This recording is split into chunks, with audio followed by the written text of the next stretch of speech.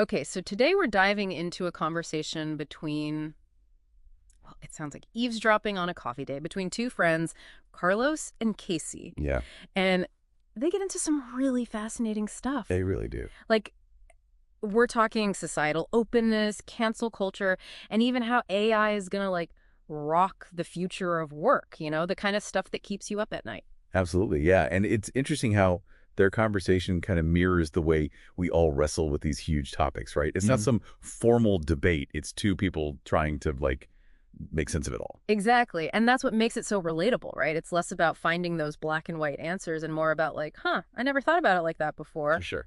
So, to give everyone a bit of background, we've got Carlos, our resident tech whiz, who always has that, outside the box thinking. Right. And then there's Casey, known for her sharp wit and like no nonsense way of getting right to the point. Love it. In this first part, they kind of jump headfirst into this whole idea of what it means for a society to be open. Okay. They start comparing different cultures, how that word openness can mean totally different things depending on where you're coming from. Yeah, it's slippery, that concept. Like Yeah. what might seem totally open in one place could feel like stifling somewhere else. 100%. And get this, Carlos kicks things off with this observation about the Philippines. He's saying, on the surface, it seems super accepting, especially when it comes to like expressions of sexuality, and this is where it gets interesting. Huh. He also points out this big emphasis on modesty, particularly in the way people dress. Oh, wow. It really makes you wonder then, what are we really measuring when we talk about a society being open? Is it about having those explicit freedoms, or is there something more going on beneath the surface? Right. It's like, how do you define that? And then Casey jumps in, bringing up Mexico, where, public displays of affection might not be as common. But then again, people tend to dress more conservatively, too. So it's like, are those two things connected? Does Yeah. how a society approaches one type of expression, like, influence others? Yeah. It makes you think that maybe it's not just like one switch, this societal openness. Maybe it's more like this whole web of values and norms and expectations that are all tangled up together. Totally. It's complex. And it kind of reminds me of those travel guides that slap a label on a country like conservative or liberal. It's like, are those labels oversimplifying things, ignoring all those subtle ways that these values actually play out in everyday life? Exactly. And that gets to the heart of what Carlos and Casey are wrestling with, this idea of control. Like, if societies are these intricate systems, then who gets to decide what flies? Who sets the boundaries of what's open or closed? Whoa, Or- like that's a big one. It's like who gets to hold the microphone and decide what stories get told? Totally. And Carlos, he goes right for it, suggesting that a lot of the anxiety we see, especially from more conservative groups, comes from this fear of losing control over that narrative. Like, who gets to write the story of our culture, right? Well- Who decides what values are normal? It's like that famous quote, who controls the past controls the future.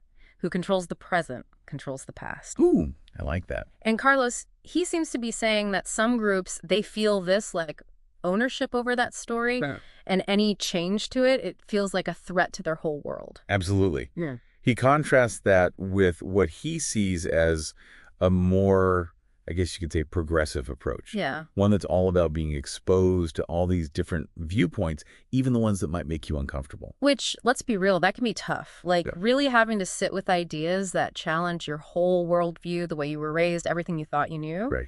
It makes you wonder, though, is discomfort always a bad thing? Or is it kind of necessary, for growth, for understanding? Yeah. It's a really good question. Yeah. And, to make this point, Carlos brings up a really fascinating example, the Amish. Okay, I'll be honest. When I first heard this part, I was a little lost. Like, Amish folks and cultural control, what's the connection? Right. It Yeah. seems like a bit of a leap. Yeah. But he makes a really interesting point. He does. He argues that choosing to live in a closed community like that, it is a form of control in itself. You're choosing to live within a certain set of rules, beliefs, a very particular way of life. So it's not so much about, like, the actual content of those rules, but more about the act of choosing to stay within those boundaries. Exactly. Self-imposed control, in a way. I see, I see. And then, on the flip side, which Carlos also brings up, there's the question of what happens when someone wants to leave that kind of tightly controlled environment.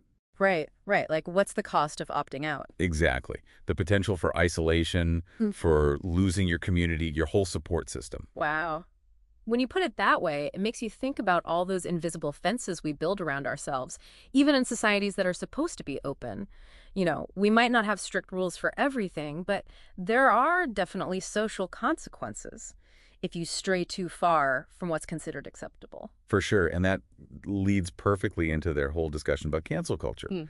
which, let's face it, is a term that gets thrown around a lot these It's days. like a loaded term, right? Totally loaded. Yeah. And this is where Carlos, he gets fired up. Like, he really dislikes that term. He even compares it to a form of social violence, which is Intense. right. It is intense, especially given that earlier example of the Amish. Like, he's drawing this parallel to shunning. Oh, I see. So like when someone's effectively excommunicated for breaking those social codes. Yeah, exactly. And it brings us right back to this idea of control. Right. Like, is cancel culture really about holding people accountable, or is it about silencing anyone who disagrees with you by using social pressure Mhm. and this fear of like being It's a ostracized? tough one, right? There are no easy answers. But Carlos, he argues that the term itself is often used as a weapon, like to shut down important conversations about accountability, about social justice. Interesting. And then Casey, she brings in this real world example talking about how hard it is to deal with, what's it called? Gaslighting, especially online. Oh, yeah. Gaslighting. Yeah, and for those who might not know, gaslighting is basically when someone's manipulating you, trying to make you doubt your own reality.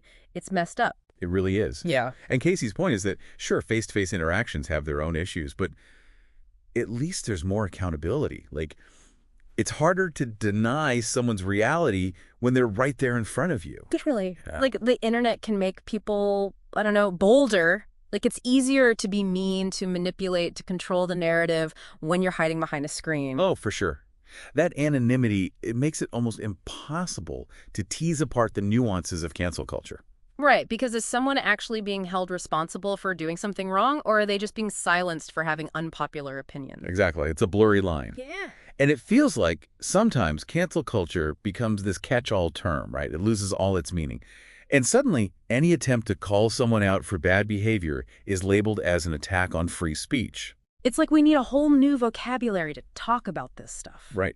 But as you said earlier, there's a huge difference between shutting down a conversation and holding people responsible for their words and actions.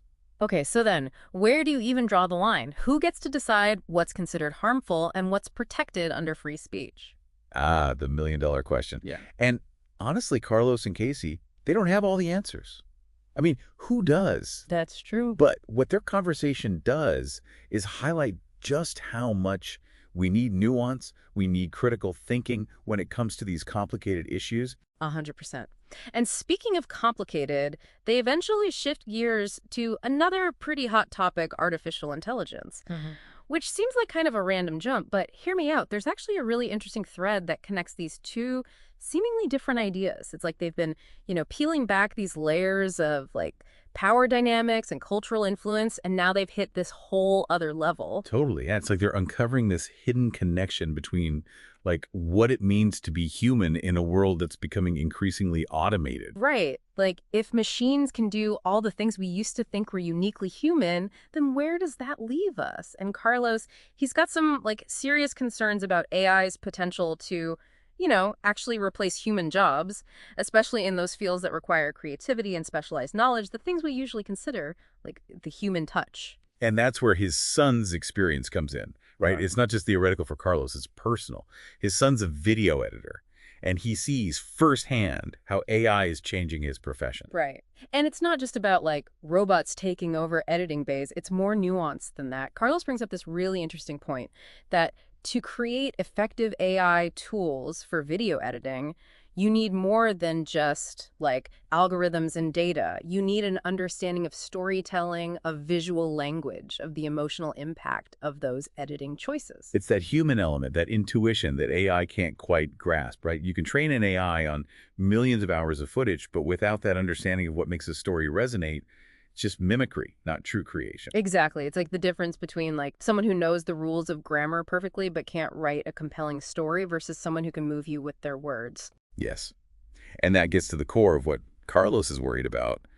If we hand over those creative decisions to machines, are we losing something essential in the process? Right. And it's not just about video editing. That's just one example. This applies to so many fields. Like what happens to artists, writers, musicians, if AI can create works that are technically proficient but lack that I don't know, that spark of human experience?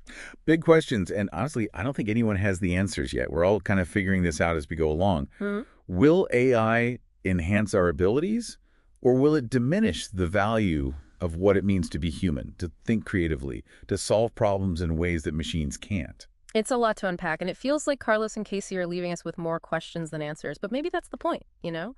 To get us thinking critically about these issues, to consider all sides of the story. Totally. Their conversation, it's like a microcosm of those bigger conversations happening right now about societal values, about how technology is changing the very fabric of our lives. It's not about finding easy solutions. It's about engaging in those discussions, even when they're uncomfortable. Exactly. And as we wrap up this deep dive, I'm left with this one thought. If AI gets to the point where it can perfectly mimic human creativity, what will it mean to be human? What will be our unique contribution? It's definitely something to ponder, It is, and it's a conversation that I think we're all going to be having more and more in the years to come. for sure. So, to everyone listening, thanks for joining us for this deep dive. We hope it sparked some curiosity, maybe challenged some assumptions, and hopefully left you with some new perspectives to consider. Until next time, keep those conversations going.